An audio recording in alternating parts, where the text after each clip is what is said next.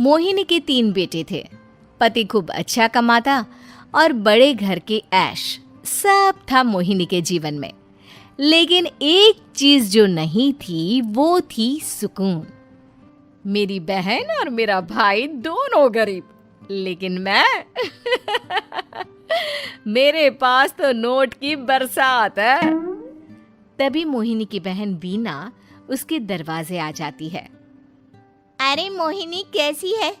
मेरे घर में ना सिलेंडर खत्म हो गया है। तेरे पास तो इतने पैसे हैं, भरवा देना मेरा सिलेंडर। पैसे जैसे ही आ जाएंगे मैं दे दूंगी। तभी मोहिनी का पति राकेश आ जाता है। क्या है बिना, ये अपने घर की परेशानी हम लोगों के घर ना गाया करो। तुम्हारी बहन को तुम लोगों पर तरस आ जाता है और वो पैसे देने लग जाती है। मुझे ये बिल्कुल पसंद नहीं है। ओ जीजा जी, नहीं, मैं तो वो बस अच्छा, मैं चलती हूँ। बीना वहां से चली जाती है। उसके जाने के बाद अच्छा किया जो आपने सुना दिया। अरे न जाने क्या सोचकर मेरे घर आ जाती है कि जैसे यहाँ तो भंडारा भरा है। अरे कितना तो दे दिया। अच्छा जी, जरा 1000 तो देना। वो बिन्नी दीदी है ना, उनके घर जा रही हूँ। उनका पोता हुआ है तो मुंह दिखाई दे दूंगी। हाँ, उन लोगों के आगे तो शो ऑफ किया करो। वो खुद को बड़ा अमीर शो करते हैं ना, दिखा दे कि तू भी किसी से कम नहीं है। हाँ जी, इसी के लिए तो जा रही हूँ। मोहिनी तैयार होकर अपनी बुआ की बेटी के घर जाती है, जहाँ उसके पोते का कार्यक्रम चल रहा होता है। वहाँ वीना भी आई होती है। अरे वीना, क्या जरूरत थी यहाँ आने की? तेरे घर पर गैस नहीं है तो वो भरा लेती। क्या करूं मोहिनी, बुआ को बुरा लग जाता नहीं जाती तो। वैसे मेरे पास एक जोड़ा बच्चे का कपड़ा रखा था, वही अपनी चांदी के पायल के साथ देने जा रही हूँ। घर पर गैस थी नहीं, सोचा परिवार यहीं खाना खा लेगा, बाकी सुबह का सुबह देखा जाएगा। मोहिनी को बहन पर दया आ जाती है। वो पर्स से 1000 रुपए निकाल कर दे देती है। ले बिना, लेकिन पैसे वापस कर देना, तेरे जीजाजी हिसाब लेते हैं। मोहिनी भी क्या करती, गरीबी में बहन का सहारा ही उसके जीवन जीने का आधार था। फिर एक रोज, सुनिए, भाई के घर बेटी हुई है, मुझे माँ के पास जाना होगा। अरे उस घर में ना कूलर है ना एसी, कैसे रहोगी तुम? हाँ, वही सोच रही हूँ कि अकेली जाऊं, बच्चों को साथ ना ले जाऊं। चली जाओ, लेकिन ये जो तुम अपने गरीब परिवार से मिलने चली जाती हो ना, मुझे बिल्कुल अच्छा नहीं लगता। पता नहीं मैं भी कैसे मैनेज करती हूँ, लेकिन क्या करूँ। मोहिनी भाई भाभी के घर आती है। मोहिनी, कैसे आना हुआ? तू यहाँ हम लोगों के घर रह लेगी या फिर किसी होटल में रहेगी? क्या हो गया है माँ?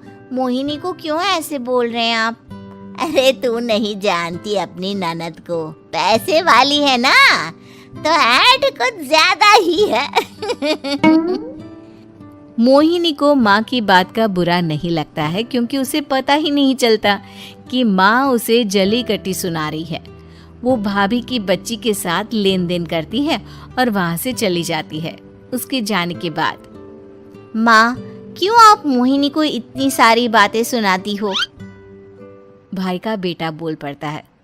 माँ, क्योंकि दादी जानती है कि बुआ के अंदर घमंड है। सही बोल रहा है मोहन। बहू भले तुझे ना दिखता हो, लेकिन मुझे और मोहन को दिखता है कि वो कितनी घमंडी है। मोहिनी मायके आती है, जहाँ गरीबी के कारण चीजें कम होती हैं। इस मोहन के बच्चे को काम पर लगा दो ना, किसी दुकान या किसी होटल में। बर्तन धो लिया करेगा, कम से कम 4 पैसे और आएंगे घर में।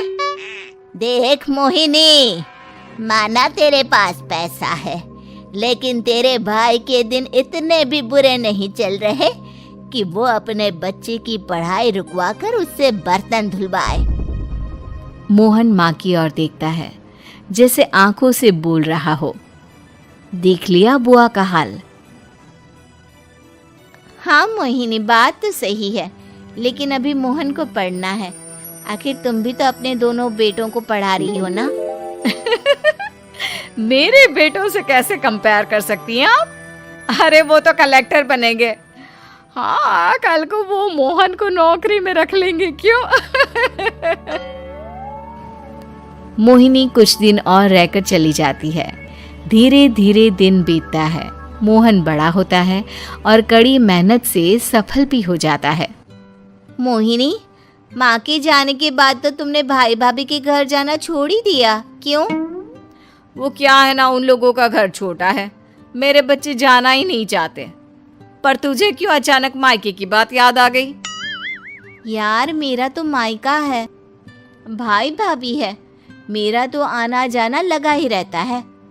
हाँ, क्योंकि तुझे आदत है ना ऐसे छोटे से घर में और कम पैसे में रहने की। वैसे क्या खबर है आजकल मायके की अपने? अब वो घर छोटा और कम पैसे का नहीं रहा, क्योंकि मोहन तो बहुत बड़ा आदमी बन गया है। फिर क्या? मोहिनी भाभी को फोन करती है। मोहन किसी बड़ी कंपनी का मैनेजर हो गया है क्या भाभी? क्या ये सच है? हाँ मोहिनी दीदी, अब तो हम लोगों के गरीबी के दिन कट गए। आपके भाई ने कोई अच्छे कर्म किए होंगे जो हम लोगों का बेटा इतना अच्छा कमा रहा है। देख लो भाभी, पहले भी आपने कई गलतियां की थी, आप थोड़ा संभल कर चलना। भाभी को मोहिनी की बात समझ में नहीं आती कि वो क्या कहना चाहती है। फिर एक दिन वीना मोहिनी से कहती है, मोहिनी, हमारा भतीजा मोहन अच्छा कमा रहा है, क्यों ना मैं अपने बेटे की नौकरी के लिए उससे बात करूं। अरे बुआ का बेटा है, ये सोचकर मदद तो करेगा ना। हाँ हाँ, क्यों नहीं करेगा, उसके बुरे दिन में तो हम भी खड़े थे। मोहन को वीना फोन करती है और अपने बेटे की मदद करने की बात करती है। हाँ हाँ बुआ, क्यों नहीं, आप सिद्धार्थ को भेज दें, मैं अपनी ही कंपनी में उसकी नौकरी करवा देता हूँ। दिन बीतते हैं। अब वीना के हालात भी अच्छे हो जाते हैं। क्या बात है वीना, तूने भी कार ले ली, वो भी इतनी अच्छी। हाँ मोहिनी, अपने भतीजे के कारण तो हम लोगों के दिन अच्छे हो गए।